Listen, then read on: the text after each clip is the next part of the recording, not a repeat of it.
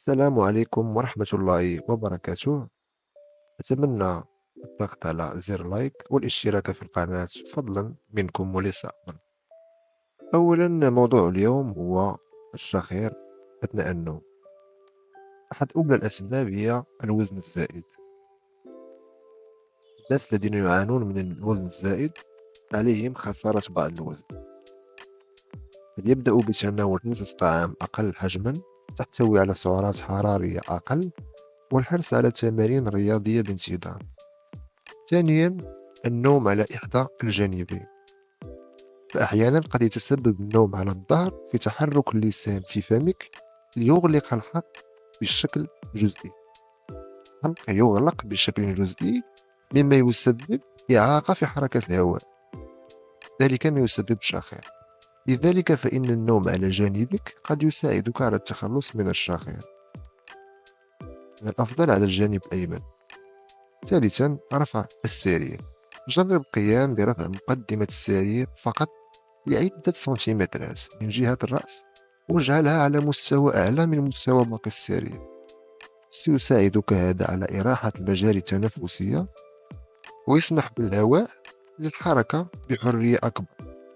رابعا، استعمال أدوات خاصة للأنف. تتوفر في الصيدليات لزقات أنفية توضع على عظمة الأنف للمساعدة على التنفس بشكل أفضل، مما قد يقلل من الشخير أو يخلصك منه تماما. خامسا، علاج أمراض الحساسية. تعاني من الحساسية فقد تصاب بالشخير بسبب انغلاق مجاري التنفس، ما قد يضطرك للتنفس من فم. هذا الأمر الذي يسبب الشخير. سادسا، إصلاح عيوب الأنف الخلقي. أحيانا قد يولد الشخص مصابا بانحراف في الحاجز الأنفي، أو قد يتعرض خلال حياته للإصابة من هذا النوع من المشاكل بفعل شجار أو سقوط على الأنف.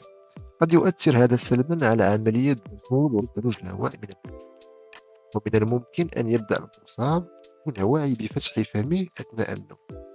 لهذا من الضروري استشارة الطبيب، وقد ينصحك بالقيام بعملية جراحية.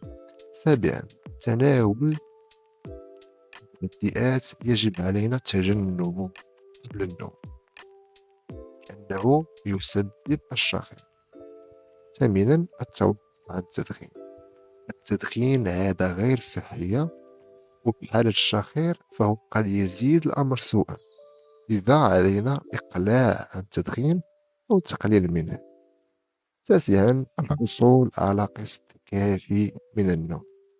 عليك الحرص على الحصول على كفايتك من النوم، إذ عدم قيامك بذلك قد يكون إحدى العوامل التي تزيد الشخير، لأن قلة النوم تسبب التوتر والأرق، التفكير الزائد الذي يسبب الشخير كذلك. أتمنى أن تكون هذه النصائح قد أفادتكم. والسلام عليكم ورحمة الله تعالى وبركاته.